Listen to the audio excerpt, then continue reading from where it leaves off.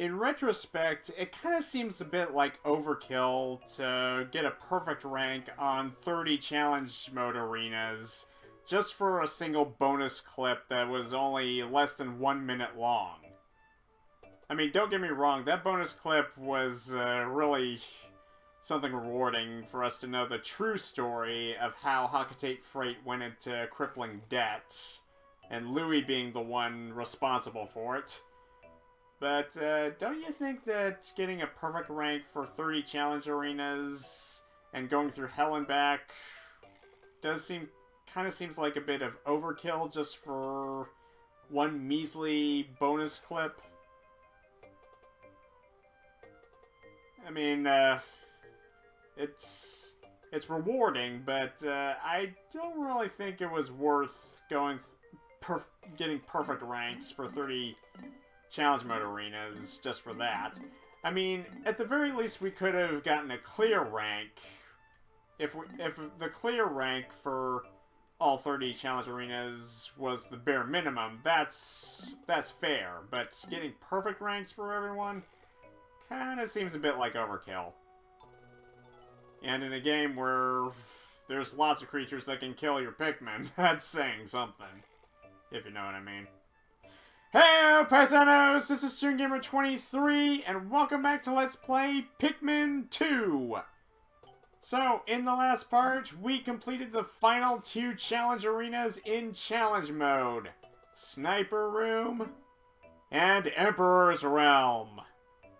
So we are done with challenge mode. And what do we have as our big reward for getting perfect ranks for every challenge mode arena? Just a bonus clip of Louis' Dark Secret, which is less than 1 minute long. So, that doesn't really seem all that worth it. Alright. Well, at the very least, I'm proud of myself for accomplishing this, because this is because that bonus clip is something that I never unlocked until now on my own personal game file. And I have the proof right there, so I can rest a lot easier at night knowing that I've done that. Okay, so it seems like there's, that we've done basically everything there is to do within this game. At least as far as one person can do. Without a player 2, this one's pretty much off the shelf. But there is an entire Piklopedia and treasure hoards that we've yet to go through. So, I figured that since this is my Let's Play, I figured I'd take the time to go through each and every description of each and every specimen and treasure we've collected on our journey. But, it seems like a long list to go through, but so yeah, just one step at a time. Okay, so you may have noticed that it's reappeared over Awakening Wood, and that there's a new specimen in the Piklopedia. So let's explore that. To reveal, a normal, average dandelion, which is only found in the Awakening Wood, so I had to explore that area once again. Okay, so yeah, the Piklopedia, having a list of each and every specimen, both flora and fauna related, that the Pikmin have encountered on their journey. And we're gonna view both Olimar's notes and Louis' notes for each specimen. So yeah, Louis' notes don't appear until after you have saved him from the Titan Dweevil at the very end. Alright, so let's start with the classic, the original, Red Bulborb, starting at number 1. With Olimar's notes. Excuse me, I kind of had something for dinner that had dairy in it. So, anyway. Red Bulborb, Oculus Kageyami russus. Grub dog family. This large organism has the familiar mandibles and cranial morphology of the grub dog family, as well as the characteristic bulging eyes. As with most grub dogs, the creature's cranium comprises half of its total length and girth. Showing a scarlet abdomen with white spots, this creature is primarily nocturnal, choosing to prey upon smaller creatures returning to their nests. Originally classified as a spotty bulborb, further research has reclassified this species as the red bulborb. Subspecies of varied colors have recently been discovered, but academics are divided into two rival camps over how to handle their classification. So yeah, nice little callback to Pikmin 1 where this creature was originally called the Spotty Bulborb. But considering in this game how we've discovered different variants of the Bulborb family, apparently Olimar had to rename it into the red Bulborb since we got the white Bulborb and the orange Bulborb. Okay, so let's see what Louie's notes are on this creature. Plump specimens are best spit roasted whole, stuffed with a lime and a slab of bacon. Based frequently to ensure a magnificently moist haunch. Okay, so Louie's notes are more towards how you serve and prepare cooked specimens rather than scientific research. So his notes are more towards they more like belong in a cookbook rather than an encyclopedia about creatures. Which kind of has a dark overtone, considering that Louie was left behind. So, all that time that he was trapped on this planet, he just ate all of these creatures, and he jotted down notes of how to serve and prepare them. That's pretty messed up, but in a hilarious way. Okay, number 2, Hairy Bulborb. Hairy bulborb, Oculus kageyami folliculus, grub dog family. This subspecies of grub dog has a thick coat of soft white fur that obscures its abdominal markings. The fur also warms its vital organs, making this species well adapted to colder climates. However, its hair follicles are surprisingly frail, which can result in immediate hair loss if the creature is surprised. Case in point, you just chuck a few purple Pikmin onto them and they're completely shaved in an instant. Oh, and you can also chuck Pikmin carrots at these sample specimens in place of regular Pikmin. So yeah, apparently Bulborbs are omnivores. They love the taste of Pikmin flesh and veggies. Okay, so yeah, that's a pretty nice fact. Okay, so let's see what Louie's notes are for the hairy Bulborb. Remove all of the Bulborb's hair, wrap the beast in foil along with a halved lemon, and place it directly on the grill. The foil should protect the carcass from scorching, and the lemon will give the meat an elegant hint of citrus. So yeah, just cooking with Chef Louie, I guess. Such a dark, twisted sense of humor, but still though. Okay, so yeah. Even Louie's notes are interesting, in a sense. Okay, number 3, Orange Bulborb. The light sleeper of the Bulborb bunch. Okay, what does Olimar have to say? Orange Bulborb, Oculus kageyami orangium, grub dog family.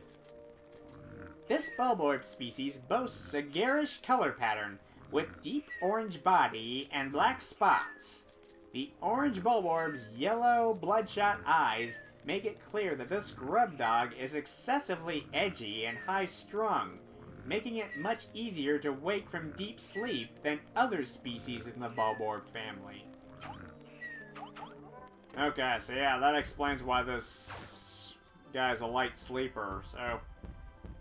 So it wasn't. So it's the fact that she just has high anxiety, I guess. Why would he have high anxiety? He's basically like at the top of the food chain. Unless there's an even bigger predator that feasts on orange bulborbs. What can you do? It's nature. Okay, so what does Chef Louis have for this? This bulborb's meaty flanks make for salaciously savory steaks that shouldn't be missed.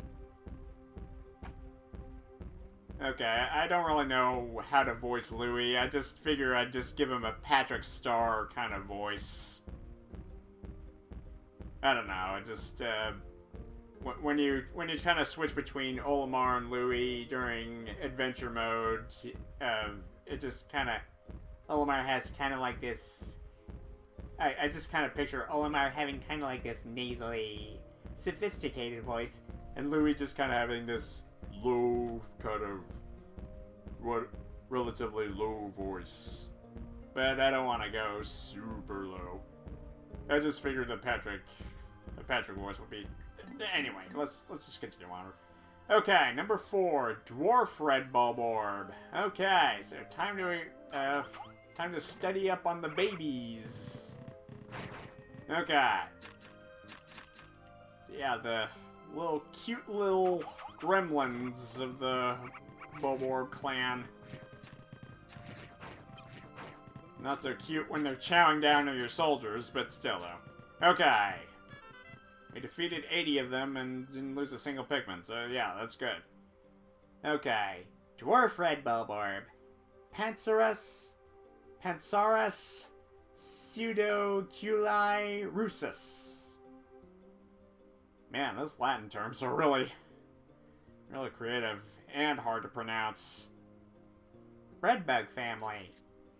Although initially identified as a juvenile red bulborb, groundbreaking new research indicates that this creature is in fact a member of the breadbug family, a close relative of the vanilla breadbug. It escapes predation through mimicry. Unique adaptation of the red bulborb's crimson coloration allows the species to safely commingle. Such effective adaptation and obfuscation, whatever that word means. Adaptation and obfuscation by a prey species is rare, indicating this clever creature is a master of mimicry. Okay, that's cool. So apparently these little cretins are not juvenile red bulborbs. They're members of the breadbug family. Neat. Okay, so what does Chef Louis have to say? For a blissful bisque, mince the entire beast finely, and stir in with heavy cream, artichoke hearts, and a pinch of black pepper. Heat slowly until piping hot. Rich and creamy. Yum yum. Okay, Snow Bulborbs at number 5. What does Olimar have to say about them? Okay, so yeah, we got the albino babies. Not really albino, but still. Snow Bulborb. Pansaurus pseudoculi frosticus. Breadbug family. Like the dwarf red bulborb, the snow bulborb is a member of the breadbug family that seeks to survive through imitating the appearance and behavior of a bulborb. Its pale coloration and blue spots make for easy identification. In particular, this organism mimics the hairy bulborb, but it is of course unable to grow the hair that gives the hairy bulborb its name. However, as the hairy bulborb has been known to lose its hair in certain circumstances, the snow bulborb is an effective mimic that is often mistaken for a member of the same species. Even though it's like 5 times smaller than the hairy bulborb. So yeah, Olimar's notes are actually pretty interesting. So you never would have guessed that these are completely... that they're not in fact juvenile bulborbs. They're just bread bugs that have mastered mimicry. So yeah, science. Ain't it grand? Okay, let's see what Chef Louis has to say. Best grilled and served hot over a bed of fresh spinach and crumbled blue cheese. Yum yum. Okay, number 6, dwarf orange bulborb. Okay, here come the orangies. So we lost 1 soul to them, but we defeated 72 of them in total. Okay. Dwarf orange bulborb. Pansaurus pseudoculi orangium. Breadbug family. Just as dwarf red bulborbs mimic the appearance of red bulborbs, it was theorized that an orange bulborb mimicking variant must also exist. Recent fieldwork has confirmed this theory. Alright, confirming theories. Huzzah! Another leap for Hakatatian science. Okay, Chef Louis, what do you got? Although difficult to prepare, this exquisite creature is more than worth the effort. Great in fajitas. Dwarf orange bulborb fajitas, eh? Sounds tasty. Alright. Oh god, these things. So, yeah, the spotty bulbear. Basically a bulborb on steroids. It never sleeps and it never rests. It just relentlessly hunts you down. And if you don't have any bitter sprays, you're screwed. I lost 1 Pikmin to these cretins and I only defeated 5 of them, but thank God that their encounters were very rare. But anyway, let's see what Olimar has to say. Spotty bulbear. Oculus terribilis dodicum. Grub dog family. A mid-sized subspecies within the grub dog family, the spotty bulbear's unique feeding habits set it apart from other grub dogs. The spotty bulbear patrols a set path searching for prey, instead of passively feeding on creatures that wander into a limited territorial range. When entering bulbear habitat, it is wise to proceed with extreme caution until the bulbear's patrol path can be clearly identified. So yeah. Ugh, it's even... Yeah, these... Oh yeah, you can even use the C-stick to kind of zoom in and zoom out and just kind of get a better vantage point of these creatures. But yeah, like I said, these things were basically bulborbs on steroids, so... Very glad I don't have to deal with any more of them. Okay, so let's see how Louis would have dealt with these beasts. For an unrivaled green curry, peel away the spotty bulbear's skin. Pulverize the juicy innards and stew until curiously fragrant. Sounds exquisite. Alright. And, of course, there's the baby bulbears. The dwarf bulbears. Okay, so yeah, these were These were a pain as well. Yeah, just like their parents, they got those prune lips. It's just unsettling. Okay, what does Omar have to say? Dwarf bellbear, Oculus terribilis, grubdog family. A grubdog larva in its third stage of development, this creature's body structure is nearing maturation. However, unlike mature bellbears, it has yet to claim its own patrol route, and thus is dependent upon its parent for guarding direction.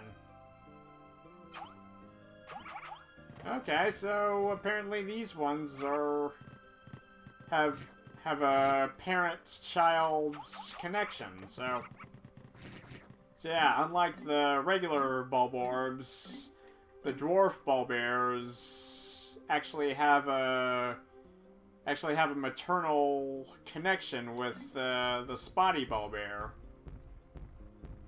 So yeah, follow daddy, I guess.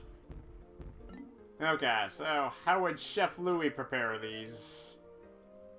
Remove innards, stuff with sage, and finely aged prosciutto, and broil until golden brown. The ultimate crowd pleasers. Yum yum. Dwarf bulbear hors d'oeuvres. Delicious. Oh god, these things. Bulborb larva. Do not let their size fool you. These things could finish off your army, eat them up in mere seconds. These things are just as ravenous and can. You see how quickly they go through those carrots? Not even 1 second. Just. Good lord, these things are ravenous. I dare even say they're more dangerous than fully grown bulborbs. Especially in large numbers. Ugh. Don't even get me started on fighting them back at Frontier Cavern. Yeesh. I lost 6 Pikmin to them, for God's sakes. But defeated 116 of them, so yeah, the good news is they're not very durable. They go down in a single punch. But the bad news is they can devour your whole army within less than a second. So they can devour a single Pikmin in less than a second. All right, so what does Olimar have to say? Bulborb larva, Oculus bambini, grubdog family. As its name implies, this creature is a bulborb in an early stage of development. Its distinct bulborb coloration has yet to appear, but it already exhibits other uniquely bulborb characteristics. It is capable of hunting nourishment independently without the help of its parents. Ugh, don't I know it. Don't I freaking know it. Okay, so what does Chef Louis have to say? This meager creature offers little meat, but its eyeballs are a local delicacy. Try them with okra and a dollop of sour cream. Okay, so yeah, implying that he ate the eyeballs of these things. Yeah. What a dark, twisted sense of humor. Okay. So yeah, Bulborb larva eyeballs. Yum yum. Oh, fiery Bulblax. So yeah, I lost 5 Pikmin to this beast, but I defeated 8 of them. Okay, so yeah. So yeah, you can actually test out Pikmin carrots as stands for Pikmin for certain creatures. Yeah, even the close-up of him is just unnatural. Just with those mismatched, with those unmatching eyeballs and that jawline that looks like a. I don't know. It's hard to describe, but just that jagged toothy jawline. It's unnatural. Okay, Olimar's notes. Fiery Bulbwax. Oculus volcanis. Grub dog family. Bodily excretions of a highly flammable waxy substance interact with the cell structure of this grub dog's skin, causing a chemical reaction that produces extremely high temperatures. The skin benefits from a spongy cell structure that diffuses the surface heat, protecting the creature's inner organs. Due to the astonishing amount of heat produced by this beast, it should be observed with great caution. Unless, of course, you have a sizable army of red Pikmin with you.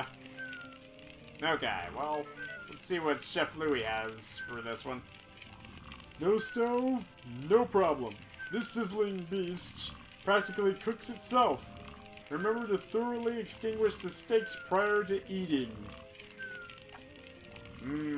Fiery Bulbwax steaks. Yum yum. Okay, so number 11, Water Dumple. Ugh, these things. Lost 3 Pikmin, but defeated 38 of them.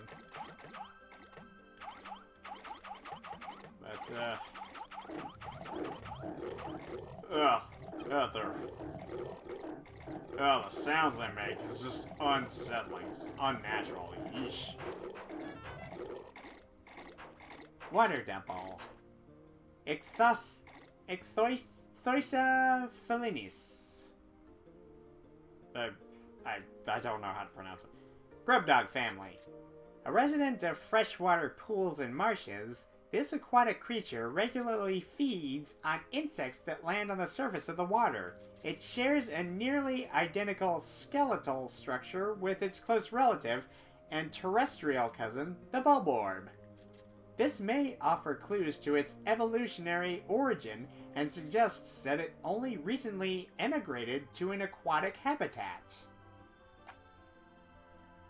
So yeah, water bulborbs, in a sense. But, yeah. Okay, what does Chef Louie have to say? Deep-fried dumples without batter for all of the flavor with half the fat. Or you could probably use an air fryer in this day and age. It's a shame they didn't exist back in 2004 when this game was made. Anyway. Okay. Bulbman. Okay, so yeah. At least the alpha was the real threat, but at least the children bulborbs were really great substitutes. Plus, they were immune to every single hazard. Excellent. Okay, so we lost 8 Pikmin to these guys, but we defeated 11 of them and befriended their spawn, so that's the good news. Okay, Olimar, what do you got? Bulbman. Parasiticus pikminicus. Pikmin family. This loathsome creature is in fact a parasitic form of Pikmin that has infected a bulborb. Unlike Pikmin that nest in Pikmin onions, this parasitic relative spends its life inside the body of a host, usually a bulborb. Juveniles fall in line and mimic the actions of their parent until maturing to full independence. By burying its root-like limbs into the nervous system of the host bulborb and infusing it with natural hormonal excretions, the bulbman is able to control virtually all of the host's bodily functions. However, the host's voracious appetite seems impossible to suppress. So yeah, that would explain why it still ate any Pikmin that passed it by. But still though, according to those notes, that's extremely dark. I mean, a parasitic form of Pikmin that buries its roots into the central nervous system of its host? Yikes! Damn, nature, you scary! Exactly. Damn, nature, you scary. Okay. Well, anyway, what does Chef Louie have for us on this? Grind the meat and season with allspice, salt, and ground white pepper. Press the seasoned meat into meat satchels, then pan fry them with onions. Prior to serving, smother the brats with Dijon mustard and sauerkraut. Buns are optional. Bulbman hot dogs. And brats. Yum yum. Okay, a fiery blowhog. Okay, so yeah, these creatures were in the original game as well. Most notoriously in the Forest Naval, but that was a pastime. Okay, so we defeated 34 of these things. Okay, so yeah, just basically a living, breathing flamethrower. Okay, so just toss some carrots into his midst. Flame on! Fiery blowhog. Sus Draconis. Sus Draconis. Olimar was ahead of his time, so yeah, using the term sus before was even considered a thing. He was among us before Among Us. Yeah, anyway. Blowhog family. This creature expels a volatile phosphorus compound from its snout that combusts upon contact with air. This fire-breathing ability is dependent upon the air-to-fuel ratio at its mouth, catalyst reaction within the expelled compound, and purification of the compound. Thus, it is highly unlikely such a complex process could cause the spontaneous explosion of a fallen blowhog. This process is also perhaps to avoid risk of spontaneous combustion in the belly of a live specimen. However, one should still treat a fiery blowhog with great care, even after its life functions have ceased. Thankfully, we've never really had any problem with explosive fiery blowhogs. And let's hope we never do. Okay, Chef Louie, what you got? Roast this flavorful beast for several hours, letting it stew in its own succulent juices. Don't worry about overcooking this beast. It's scorch-proof. Okay, yum yum. Okay, and now we got the watery blowhog. So yeah, just basically a sentient water gun, or the water hose version. Watery blowhog. Suslugians. Blowhog family. A variant subspecies of the fiery blowhog. The watery blowhog lacks several of the dominant genes necessary for the production of fire-producing catalysts, and thus expels jets of the non-flammable liquid. So the non-flammable liquid is just basically a variant of water, right? Okay, moving on. This subspecies appears to have only recently evolved. However, the hereditary traits of this variant are dominant and highly robust, so its population is rapidly increasing. Even though we've defeated far more fiery blowhogs than the watery variants. So I'm not so sure about that. Ugh. It's a lot of talking. It's taking a toll on my vocal cords. Okay, so I think I'll probably go for a few more and then I'll probably take a short break and then we'll carry on from there. Alright. So what does Chef Louie have for us? This beast's unrivaled moistness gives it a melt-in-the-mouth quality that's incomparable. Yum, melt in the mouth, you say.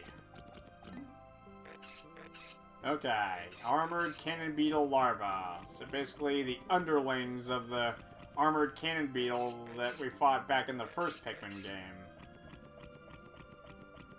Alright, so we lost one single soul, but we killed 20 of them. Alright. Armored cannon beetle larva. Granitus chuculanae. Granitus chuculanae.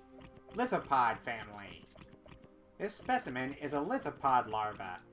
This expedition was unable to confirm the existence of any mature lithopods, leading to concerns that the species was extinct on this planet. But the discovery of the creature in larval form eased such concerns. Lithopods, like flint beetles, use internal metabacteria to aid chemical digestion.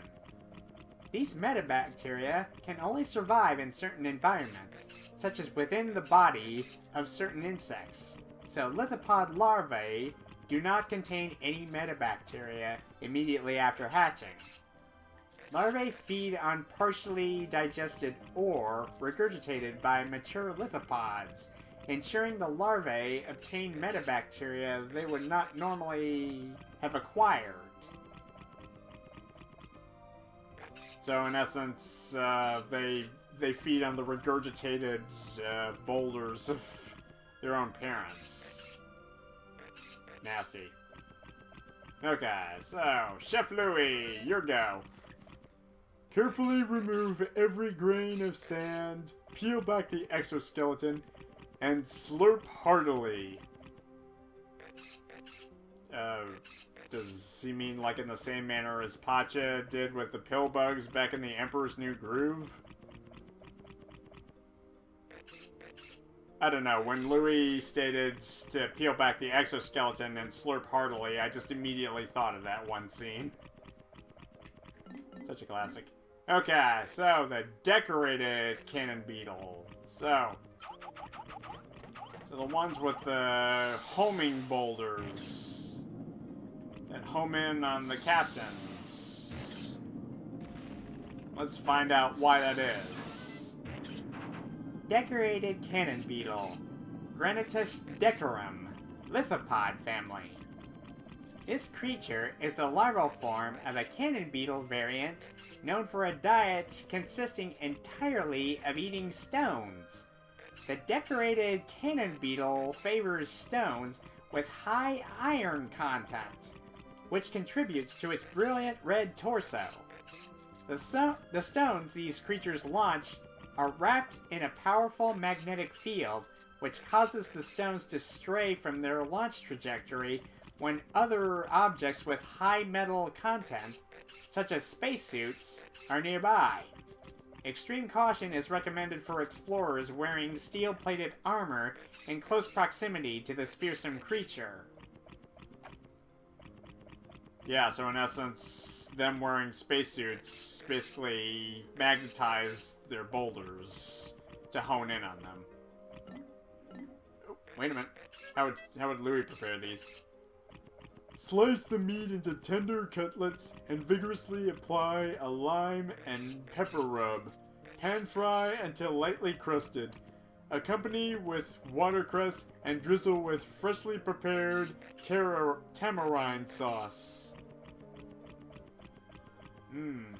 Never tasted tamarind sauce. Honestly don't even know what that is, but okay, puffy blowhog. Okay, so the obnoxious balloon floating in the sky just mocking us. Okay, so it's just huff and puff and blow you away, huh? Okay. Puffy blowhog. Sus inflata. Blowhog family. This species of blowhog uses internally generated hydrogen to inflate a flotation bladder and hover above the ground. The creature's electrified pulse creates a sash of color that flows along the surface of its body, making it a particularly beautiful blowhog species. Precisely how it is able to internally stabilize its highly explosive hydrogen and simultaneously generate electricity remains a mystery.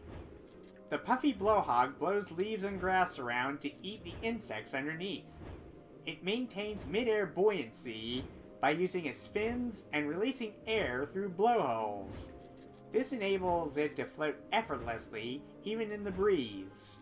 In times of danger, the puffy blowhog can decompress its flotation bladder for a rapid escape from predators.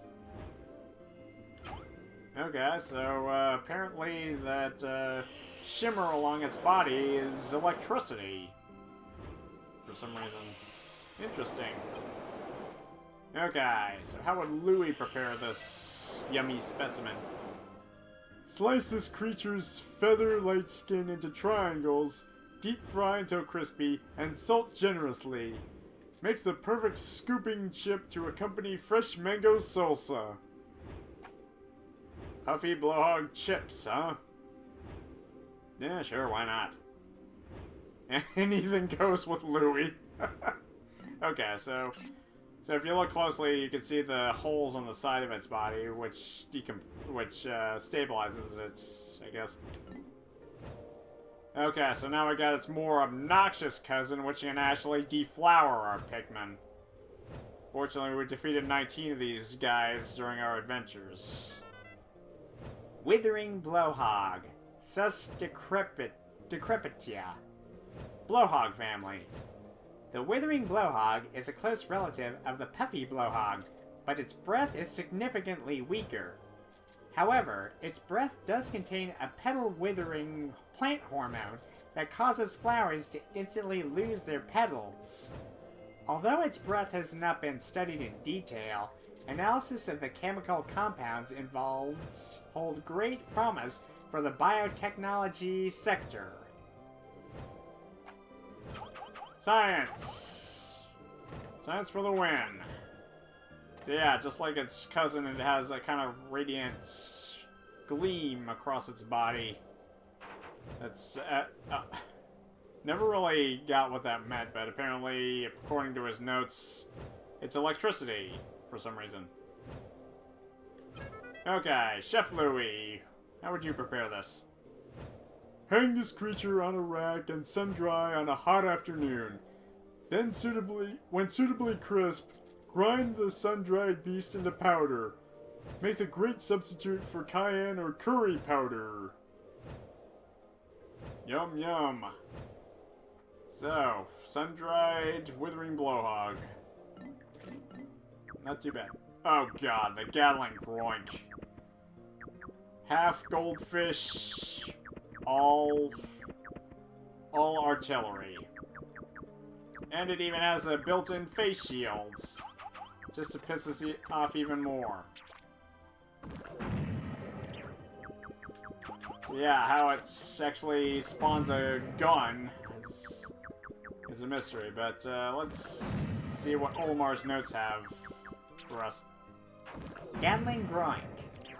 Megaplod Calibursi. Unknown family.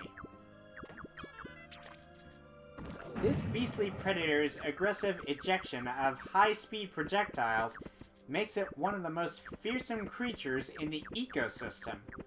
Its body seems to comprise of both biological and mechanical components, and represents one of the most evolutionarily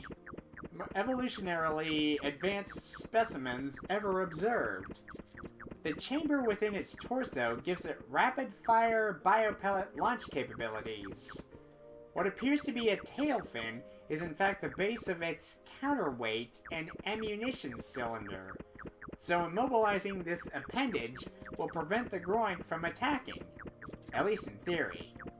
Confirmation of this suspicion remains elusive, as nobody has volunteered to test it. Seriously, who would want to test it against this trigger-happy freak?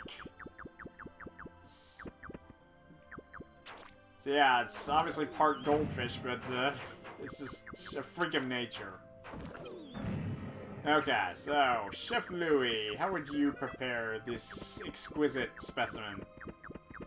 Remove the cannon and ammo stockpile, then vigorously tenderize the meat with a heavy mallet. Stir fry with caramelized onions and figwort sprouts.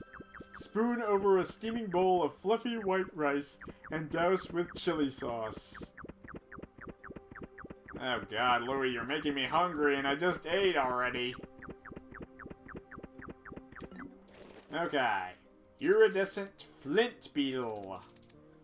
So yeah, just a skittering little bug just passing by.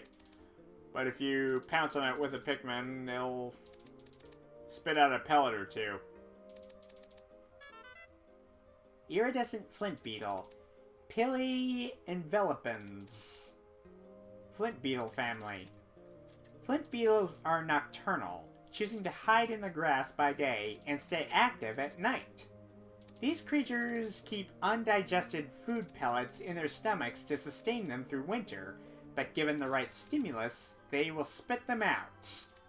Recent research has revealed that these pellets are enveloped in a membrane that seals and preserves them in a sterile, airtight environment. If kept at room temperature, it seems that this pellet membrane will keep its contents fresh for up to 6 months. The membrane may be made from the same substance that gives the exoskeleton of the flint beetle its beautiful sheen. Okay, so yeah, it attracts Pikmin, but the only way to truly beat it down is to get its... just a dive bomb from above. Okay, so yeah, we were never able to actually defeat these creatures, but we're able to get their contents. Okay, so what does Chef Louie have to say? An essential flavor accentuating ingredient in gumbo and jambalaya. Also delicious in soups, broths, and marinades. Yum yum. Ooh, the sparkly golden glint beetle. Alright. Iridescent glint beetle. Pili auricus. Glint beetle family. This variety of beetle consumes subterranean minerals. Due to the fact that it rarely emerges above ground, sightings of this particular species are extremely rare. While minerals are this beast's primary source of food, the beetle itself does not have the ability to digest these minerals. Instead, metabacteria living inside the beetle's stomach chemically break down the minerals. The resulting purified metal is discharged, but rare metals such as gold and platinum crystallize into the iridescent glint beetle's shell, resulting in the beautiful laminated shimmer. Okay, so it feeds on gold and platinum. So yeah, it's shiny! It sparkles like a wealthy woman's neck. Just a sec, don't you know? So yeah, just call it the Tamatoa beetle. Cause it's so shiny! Okay, so what's Louie's notes? This precious treat is exceptionally rare. I could sell it back at home for a fortune. Then I could use the cash to upgrade my kitchen, buy galactic class ingredients, and even star in my own cooking show, The Insect Gourmet. Oh, okay, so apparently Louie's not just raging foodie, he actually has classiness about and dreams of starring in a cooking show.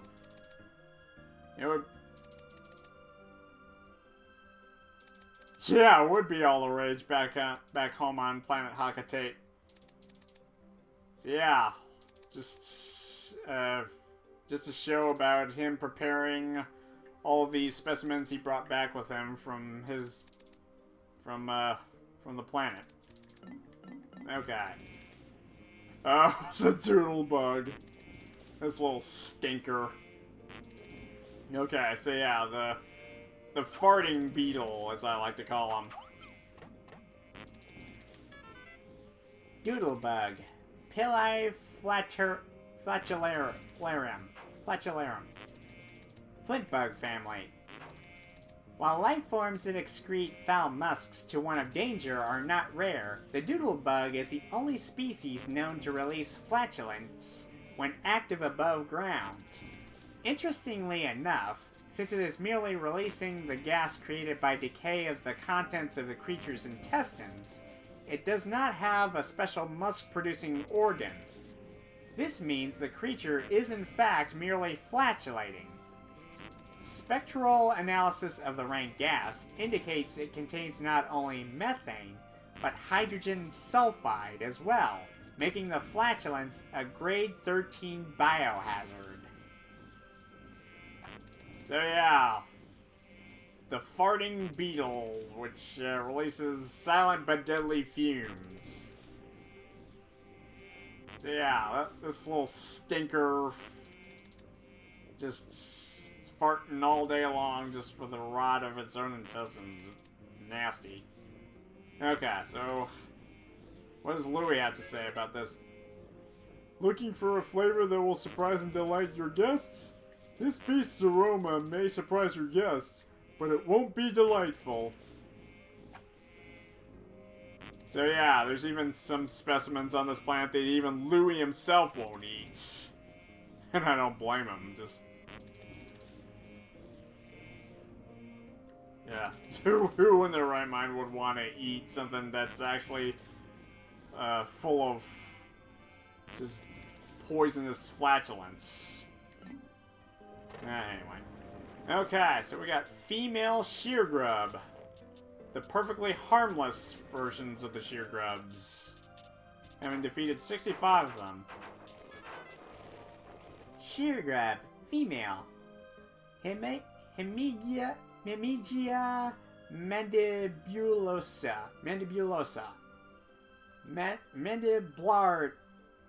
Mandiblard family. Ugh, some of these names are just a pain to pronounce. The males of this species are purple and black creatures with tapered mouths, while the females are lighter in color and lack an armored exoskeleton. As with most mandiblards, these creatures have regressed to the point where they have lost both legs and wings. They can be seen crawling around on the ground and are believed to feed on the vegetable extracts from the congealed fluids of expired Pikmin. Whatever that means. They're basically just feeding on the remains of dead Pikmin. Gross. Okay, Chef Louis, how would you prepare these exquisite specimens? For an unforgettable quiche, slice this creature up and mix with 4 eggs, 2 vine-ripened tomatoes, diced zucchini, and generous handfuls of feta and Swiss. Bake until crispy and golden. This beast is most flavorful if caught and cooked just after laying its eggs. Yum yum. I gotta... Now Louis is making me want to go into my own kitchen and just experiment with just different recipes on just human food. But yeah, just just the many ways he can think of to create these dishes from these specimens. Okay, male shear grubs. Okay, these rotters are just with their pincer-like mandibles. Make my skin crawl. Okay, so 38 of them were defeated, and none of our Pikmin were lost. Hallelujah. Shear grub, male. Hemigia mandibulosa, mandiblard family. This specimen is a male shear grub. Having lost both legs and wings, the male burrows into the soil and waits to ambush small creatures that pass by. This beast's mandibles can be dangerous, making creatures such as Pikmin easy prey. Exactly. Okay, Chef Louis, what you got? Spread several specimens in the bottom of a casserole dish and layer with sliced avocado. Bake until the meat is choice and the cheese is lusciously browned. Oh, stop! You're making me hungry! You're making me so hungry! Over fictional creatures. Okay, shearwigs. The winged versions of the shear grubs. Okay, so yeah, I lost 10 Pikmin, but I killed off 70 of them.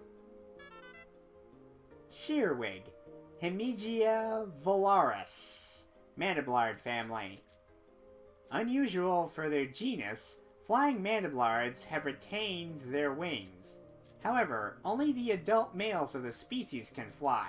Females of the species spend most of their lifespan underground. They do emerge for a period after maturation to spawn, but never metamorphose.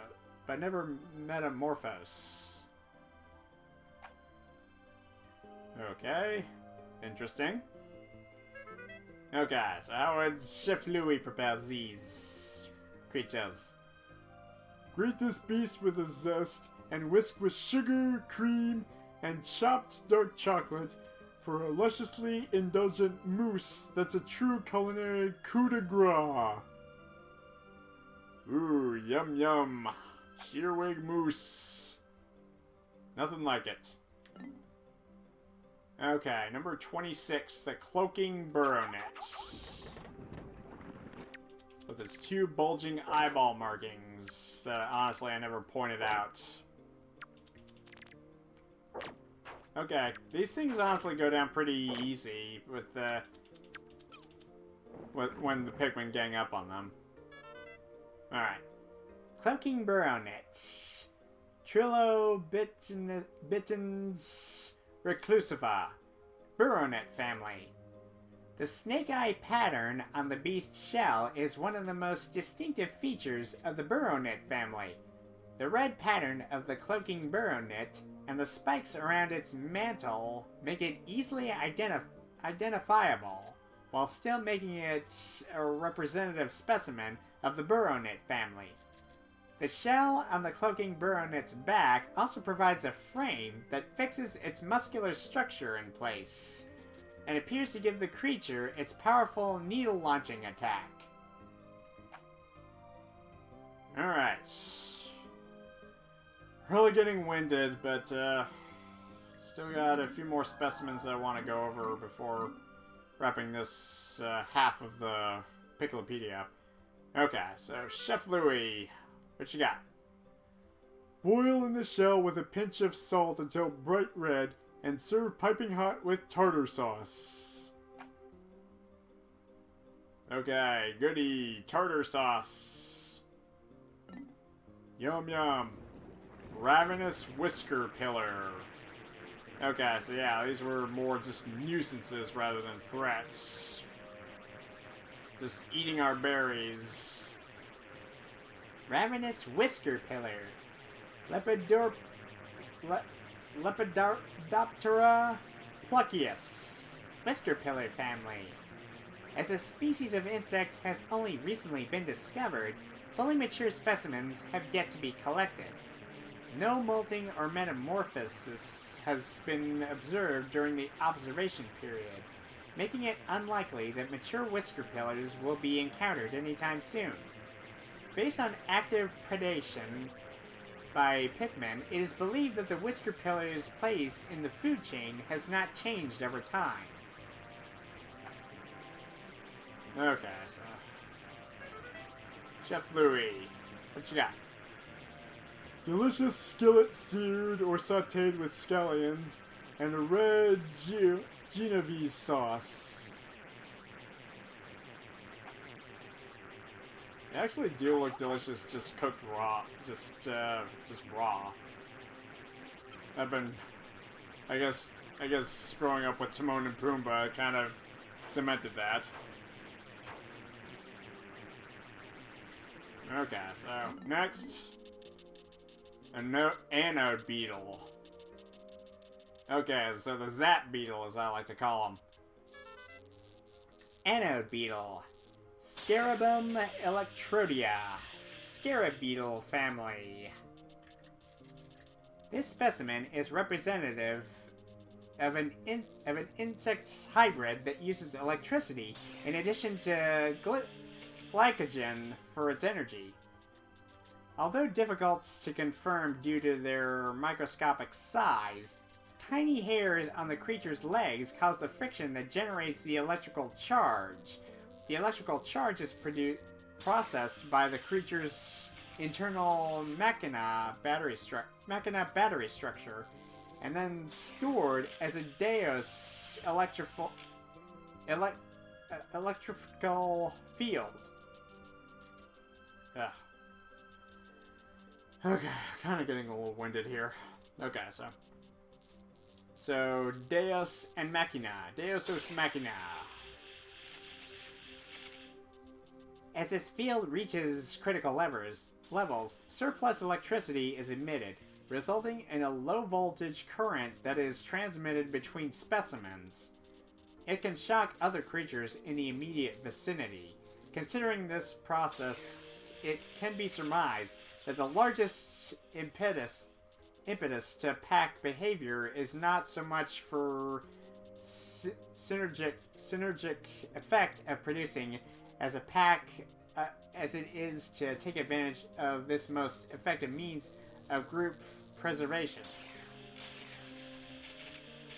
Whatever the hell you just said, Olimar, it had a lot of fancy words that I can't even be bothered to look up the definition for.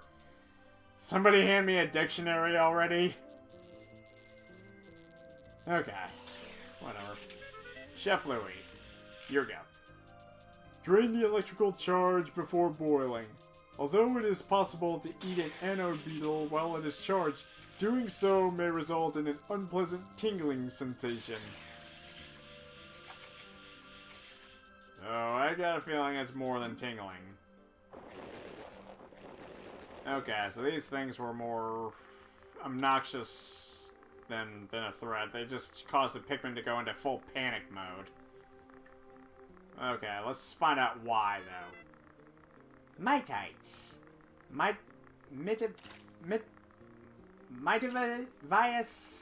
infiltratus. Unknown family. These parasitic insects feed on eggs. Upon reaching maturity, they excrete a special pheromone that attracts females of particular species, enticing these females to swallow the mitites whole. Pikmin, however, seem to dislike the scent. After entering the host female's body, the mitites lay their own eggs inside the host's eggs just prior to the host spawning. Ew, gross. So apparently the scent, the mating scent, is what causes the Pikmin to go into full panic mode and just run around like crazy. Okay, sure. Okay, so Chef Louie. Flash fry with garlic and red chilies in a hot pan, then sprinkle with grated gorgonzola. Some dinner guests may find the legs unappealing, so it's best to remove them before serving. Noted. Okay, Hermit Crawmad. Okay, so yeah, we got genuine seafood here. Okay. Hermit Crawmad. Chemabarus rustica. Crawmad family. Looking at the eyes and sickle-shaped legs characteristics of squillas, one would think that this is a squilla relative. In fact, it is a relative of the hermit crab. This species, however, has migrated from seaside life in a shell and instead inhabits burrows in the ground.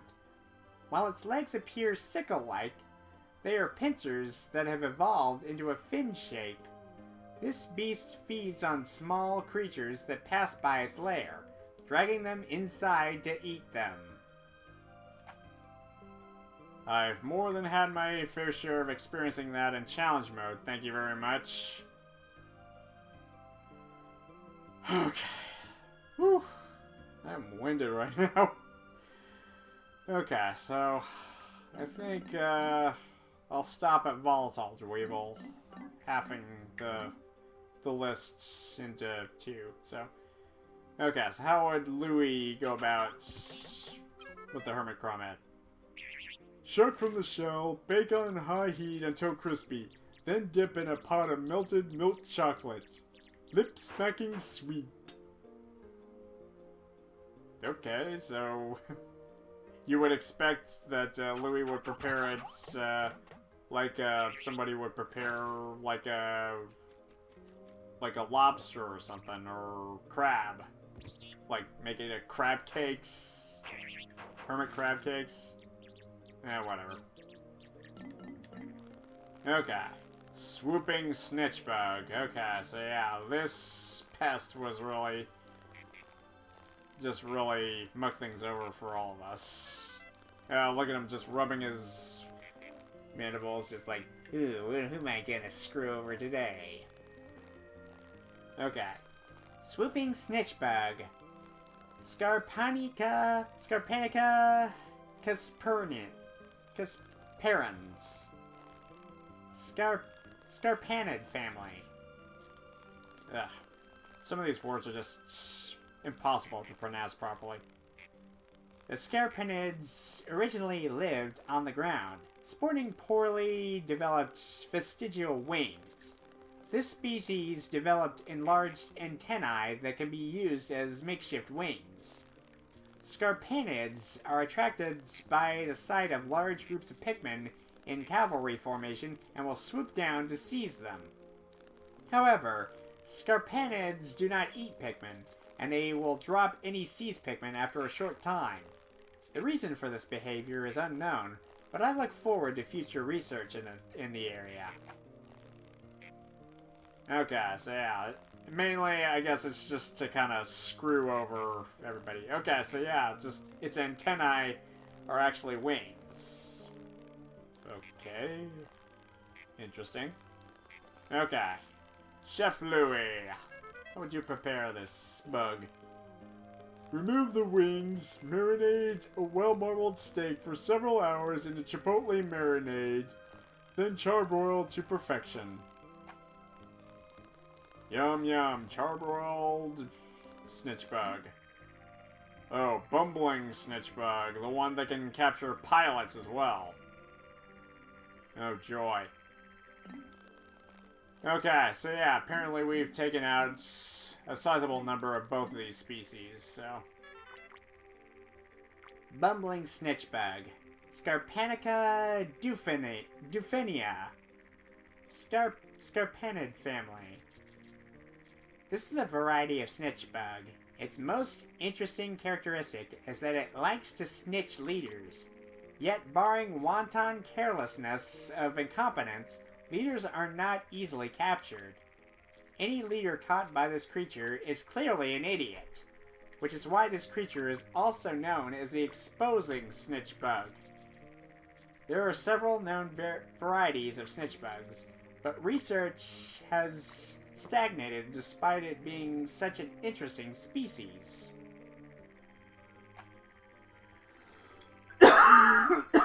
Ugh. Okay. Yeah, I've been talking for over an hour. It's just murder in my throat. Okay, I'm almost there. Just need to go through a few more. Okay, so the volatile Dweeble is where we'll call it quits. Okay. A few more. Okay, so how would Louis prepare this snitch bug?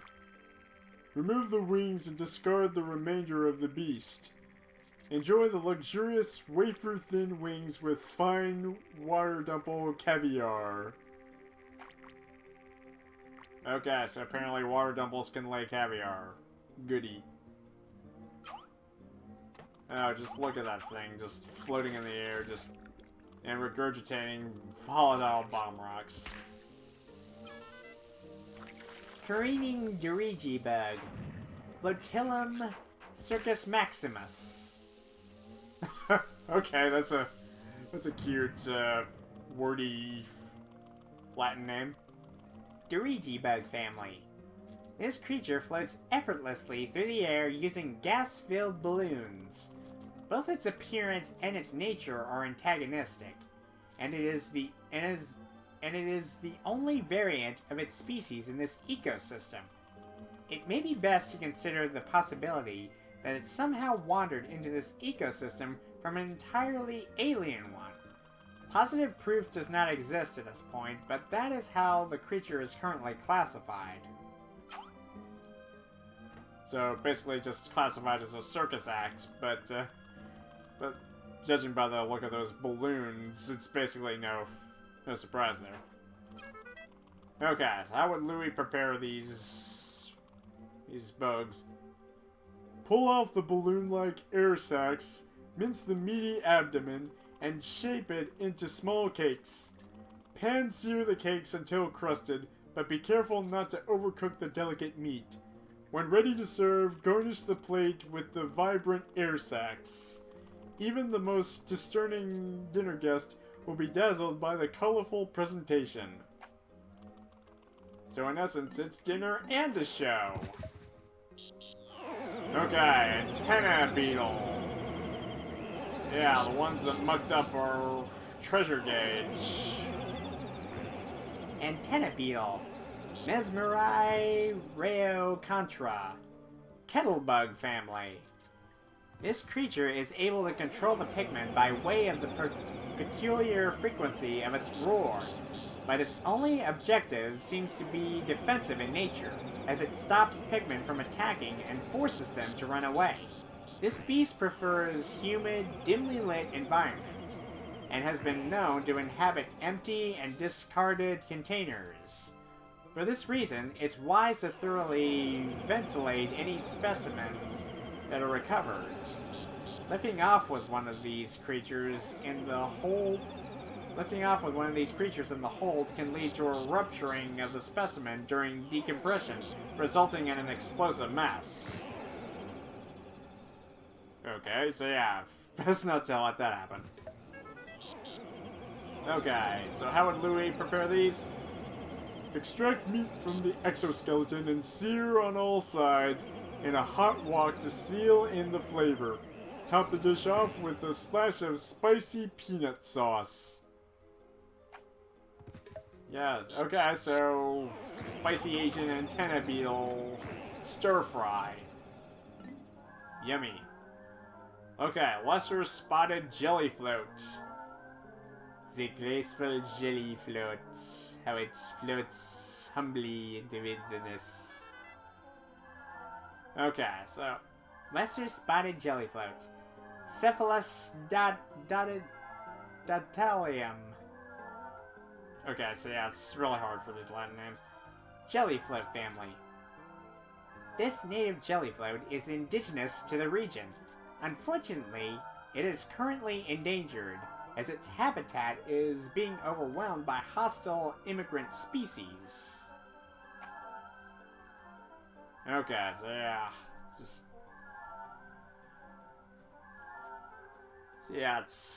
being obstructed by all the competition in the wild. How sad. Okay, so how would Louis prepare these? Similar in taste and texture to gelatin, this jiggling mass of jelly can be sculpted into all kinds of creative shapes. As a bonus, it also doubles as professional grade hair gel. It's the perfect cool summer treat. Okay, jelly float gelatin. Yum yum. Okay, greater spotted jelly float. Okay, so yeah, just wiggles and jiggles in the air. Greater spotted jellyfloat. Cephalus vortexia. Jellyfloat family. Vivid pink coloration is the most noticeable characteristic of this floating life form. This immigrant species is not native to the region, having appeared to have recently arrived on wind currents. The luminescent organ in its head attracts prey, which it then sucks up and consumes with its lower orifice. Unlike jellyfish, the jellyfloat's tentacles do not have nematocysts, so there is no danger in touching them. Okay, good. So there's no stinging sensation. Okay, so how would Louis prepare this? Like a fine cheese, the aroma of this fluid floater can be oppressive, but its flavor must be experienced to be believed. Also makes an unforgettable non-dairy spread. Okay, so. Finally, the Dweevils. Okay, so. Okay. Almost there, Team Gamer. Okay, so only 5 more. At least for this round. Okay, Fiery Dweevil. The one who spells red-hot fire on its prey. Fiery Dweevil. Mandarachnia napalmans. Dweevil family. Members of the Dweevil family are known for carrying objects of astounding size on their backs, then mimicking them. The Fiery Dweevil is one species in this family. Generally, this is a very gentle insect that feeds on grass nectars, but when faced with danger, the Fiery Dweevil ignites flammable internal gases just out its jaw and spews scorching flames. As this clearly makes it a rather dangerous insect, it is best not to linger directly in front of it. Or even below it. Okay, so yeah, we defeated like 18 of these, so...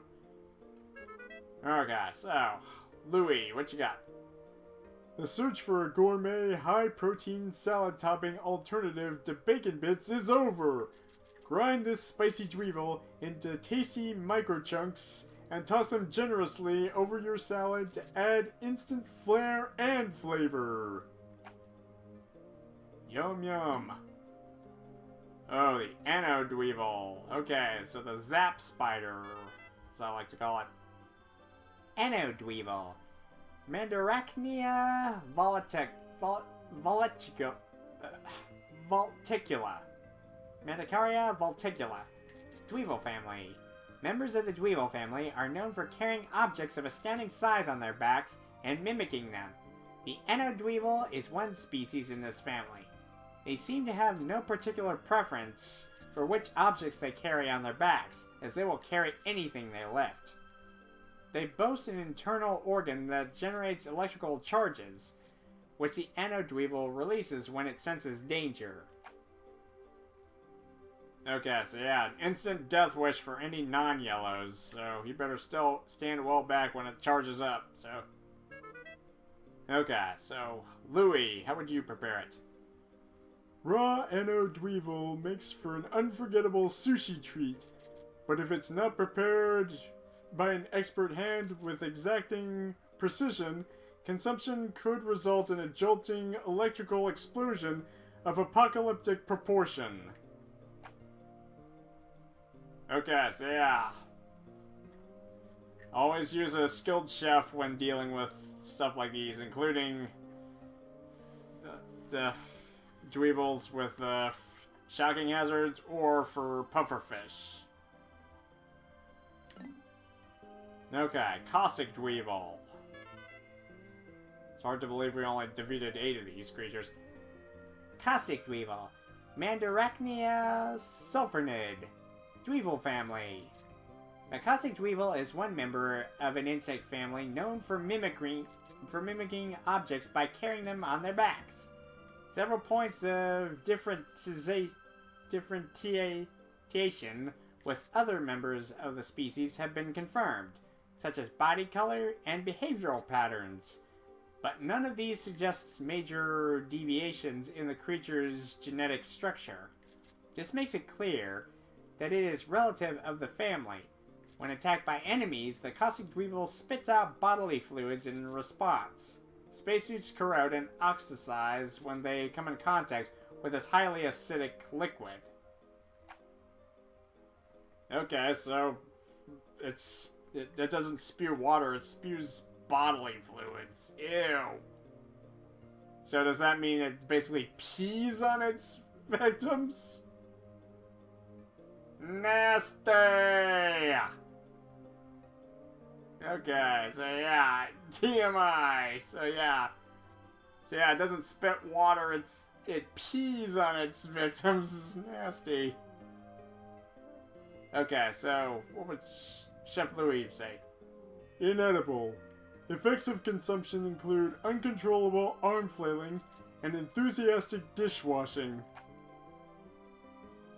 Okay, so inedible. So even some creatures, even Louis won't eat. Okay, so the Munged Weevil, the poison spider. More specifically, the spider that spews poison. It has no fangs whatsoever. Munged Weevil, Mandarachnia pungitis, Dweevil family. The Munged Weevil is one member of an insect family known for mimicking objects by carrying them on their backs. These insects often carry the carcasses of other life forms on their backs, but apparently this is not for the purpose of transporting them as food, but instead is another example of their mimic behavior. The Munged Weevil produces two different chemical compounds within its body which form poisonous gas. When mixed and expelled, this gas is used only for self-defense. Okay, so... And what for Chef Louis? Exposure to even extreme heat doesn't seem to rid this creature of deposits of potent gas. It's probably best for everyone if you avoid eating this hazardous fare. Okay, so apparently Louis discourages people from eating caustic dweevils and munged dweevils. But what about the volatile dweevil, aka the suicide bomber dweevil? Volatile Dweevil, Mandarachnia explodus, Dweevil family. The volatile Dweevil is one member of an insect family known for mimicking objects by carrying them on their backs. The Dweevil family exhibits a most unusual characteristic whereby the creature's behavioral patterns actually change based upon the object the creature carries on its back. The volatile Dweevil has one of the most potent attacks of all species. Within the Dweevil family due to its habit of carrying explosive devices. Approach with caution and or body armor. Or just run away. That works too. Okay, so last one with Louis. At least for this part. This scorching species combusts upon contact with the tongue, only edible by the adventurous and asbestos-tongued. Okay, so asbestos-tongued, huh? That's a rare diamond in the rough taste tester. Whew. Okay, I am beat. So many descriptions, yeesh. But yeah, just the amount of time that went into just coming up with descriptions for each of these specimens is admirable. Okay, so 41 out of 81. I consider that a good stopping point. Okay, so one half of the Piklopedia has been read, and we'll continue on down the line, starting with the Toady Bloister and ending off with the last specimen in the next part. Hope you guys didn't fall asleep during all of this, but I tried my best, so. There's no action, it's just basically reading up on interesting facts about these creatures and all the funny ways that you can actually cook them up with Chef Louis. Yeah, so yeah, it's just good stuff, in my opinion. Alright, so we shall continue with the rest of the Piklopedia in the next part. So thank you guys for watching. Please subscribe, and if you will leave a comment and or like, that would be most appreciated. Until next time on Pikmin 2, this is ToonGamer23, signing out. Man, I beat. Woo! So yeah, I don't think I'll be talking for quite a bit, so Okay, so... Alright, so... It's... pretty much, time to call it quits anyway, so... But yeah, it's been fun just looking up on all of these descriptions and just the funny ways that you can prepare them for dinner and dessert. And there's still more, many more to unlock, to research. But I'm just gonna go now. I think I've overstayed my welcome a lot.